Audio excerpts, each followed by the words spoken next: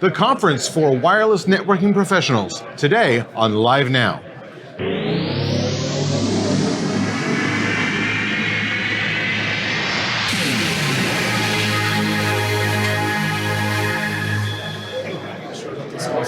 Hello and welcome to Live Now. I am Ben Friedman and this is the info show for technology and trends. And today we are very, very lucky to be joined by none other than Keith Parsons, who is the founder and the CEO, president, chairperson of the Wireless LAN Professional Conference. Keith, thank you so much for joining us today. Glad to be here. So we are here at the Wireless LAN Conference, Wireless LAN Professionals Conference 2019, beautiful Phoenix, Arizona. This looks like the biggest show you've ever had. By far, it's the largest, a little over 300 people here, all people who just love Wi-Fi. And they all hang out together and do techie things and talk techie stuff and enjoy each other's company. Let me ask you, there are already a lot of conferences for networking, just standard networking in the industry. Why should there be one that's specific about wireless networking? Well, selfishly, the reason I did this was I wanted a conference that I wanted to attend. I wanted a conference with no one scanning my badge. I didn't want to be a lead. I wanted a conference where I could go get cool stuff and hang out and talk with my friends about the things I want to talk about. Luckily, I found, 80 other people wanted to go to the first one, and then we've just consistently grown and found that there is a market for people who want to leave their vendor hats at the door and just talk about the tech. That's interesting. This is a much less vendor-centric conference than if you went to, obviously, something like Cisco Live or AWS reInvent. How does that change the feel of the conference? I think what it changes is, one, we don't have any vendor booths. Obviously, the speakers, they work for a company. So they like tomorrow, Chuck Lukaszewski's coming from Aruba and speaking, and Hammett Chaskar today spoke from Arista. It's not that they don't work for a company, but they're not representing the company. They're talking about the technology itself. Very interesting. Now, you do this here in Phoenix. Where else does the conference take place, and how is it different from place to place? So we have an annual one in Europe, and that moves around. We've been in Berlin, Prague, Lisbon. You've been to most of those with us. Sure. And the ones in Europe, we seem to move around. We have too much gear, all the staging and everything. So we have some facilities here in Phoenix, so we continue to come back to Phoenix. And it's nice and close. It's easy to get to. And talk to me a little bit about the social side of this. This seems like a great group of people, and you've got some great talks, but it's not all about wireless networking. What we found was once people came together, then they thought, well, let's do the little, I think some others call it birds of a feather session, but we don't actually label it that way. It's just in the morning, a bunch of people got together for a prayer group. Another group went on a bike ride. Another group goes on runs. In the evening, we have retro gaming night or Lego building night or whiskey and Wi-Fi podcast. So the group themselves, the community themselves, have figured out how to self-organize social events. So it's also having socialness in the evenings as well.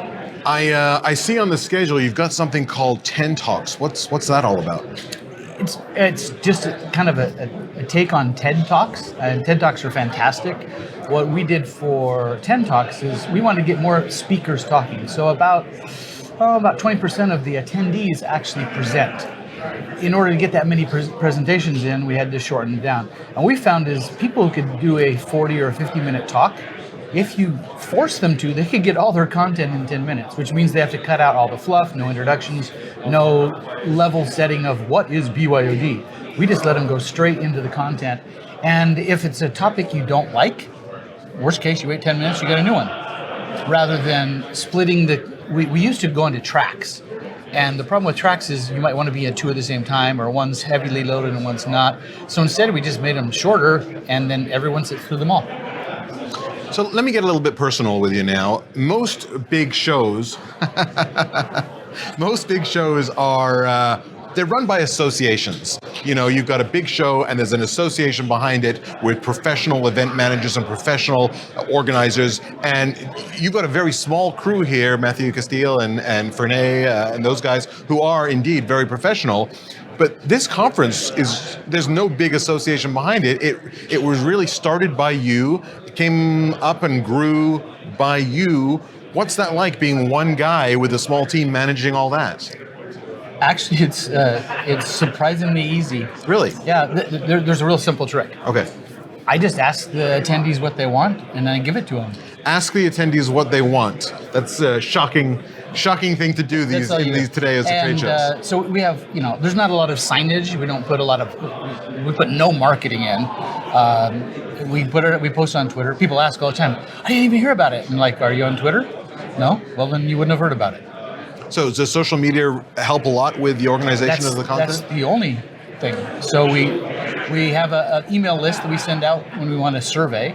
So people came up with ideas. Like we have every year we try to come up with a new idea. So a couple of years ago we had a maker session and we had 2 hours to make something. And then it went to 3 hours. This year we were calling them deep dives, and they're 5 hours long. And very enjoyable. You get to make something. You take something home with you that's technical. And I just happened to float the idea and said, anybody interested in doing a weekend of nothing but deep dives? Huge crowd, all excited. So we'll run a survey out and find out, is there a market, enough people that want to attend and just do a deep dives alone without any presentations? If there is, we'll hold it and make it happen. Fantastic. So last thing I want to ask you, you are the undisputed Wi-Fi expert in the room here. Certainly that's what everyone says. Where is Wi-Fi going? Where do you see Wi-Fi, and where do you see your conference maybe in 3 years, 5 years? First of all, I see Wi-Fi as it's the access layer. From my grandkids to my parents, they all use Wi-Fi to get to access to the internet. So whether it's a little kid, old person, everyone in between, everyone's using Wi-Fi. They're a little confused because they think wireless cellular is wireless Wi-Fi. Perhaps in the future they're getting closer and closer together. Well, and I hear a lot of talk about 5G, and 5G is going to make Wi-Fi obsolete, or Wi-Fi is going to make 5G. I mean, they're really different things, but certainly the marketing people for 5G are making that look like this is the panacea that's going to enable everything. And the marketing people from the Wi-Fi Alliance are saying Wi-Fi 6 is better than 5. 6 is better than 5. So we have a 5G I use Windows and a 10 Wi-Fi now 6. for the same reason. Yeah. We just keep leapfrogging. The real simple way to think about it is Wi-Fi is the infrastructure is paid by someone, the hotel, conference center, your own home. The 5G is owned by a cell carrier, and so cell carriers worry about something called ARPU, average revenue per user. And so this is about metered access. Even if they give you unlimited, it's really metered. Right. Wi-Fi is the unmetered version. Wi-Fi doesn't go very far.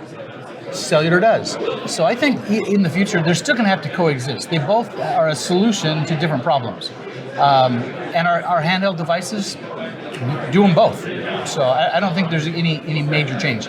And where the conference is going in 3 years, let's ask the attendees and we'll find out. Fantastic. Where do people find out more about you if they're interested, sir?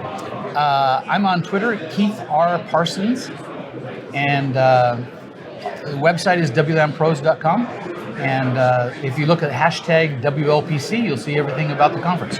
Fantastic. Keith, thank you so much for your time today. Thanks. Really appreciate you having me on the show. And that's all the time we have for this episode. But if you like the video, please subscribe, leave us a like, and we'll see you next time on Live Now.